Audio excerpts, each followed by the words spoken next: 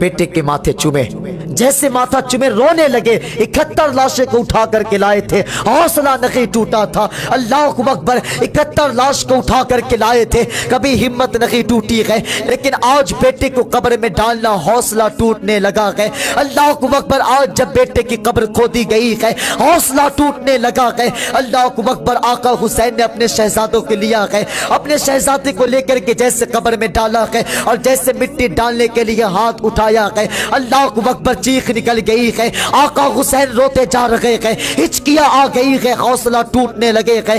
اللہ اکبر، آقا حسین جلدی سے اپنے بیٹے کے اوپر مٹی ڈالا ہے، مٹی ڈالتے جا رہے ہیں، ڈالتے جا رہے ہیں۔ جب ڈالتے ڈالتے مٹی جب گردن کے پاس آ گئی ہے، جب باری آئی ہے بیٹے کے چہرے پہ مٹی ڈالنے کی، اللہ اکبر چیخ نکل گئی ہے آقا حسین کی۔ اب ہمت نہیں رہی ہے کہ کیسے بیٹے کے چہرے پہ مٹی ڈال دیا جائے۔ خیال آیا میرے بیٹے، یہ تیرے جسم تو مٹی کے لیے نہیں تھے، یہ تو تیری عمر تھی پھولوں کے بستر پہ سونے کی۔ اللہ اکبر، پھولوں کے بستر پہ سونے کی عمر تھے، یہ تو تیری عمر نہیں تھی مٹیوں کے پاس جانے کی۔ اللہ اکبر، آج اس سخت زمین پر سونے کی عمر تو نہیں تھے۔ اللہ اکبر، اتنا خیال آیا، چیخ نکل گئی ہے۔ اللہ اکبر، آقا حسین نے مٹی لیا ہے اور جیسے بیٹے کے چہرے پہ ڈالنے کی باری آئی ہے، اللہ اکبر ہاتھ کانپ گئے ہیں، مٹی چھوٹ گئی ہے۔ اللہ اکبر، پھر دوسرے بار مٹی اٹھایا ہے، پھر ہاتھ کانپ گئے، مٹی گر گئی ہے۔ اللہ اکبر، تیسرے بار پھر مٹی اٹھائے ہے، ہمت نہیں ہوئی ہے۔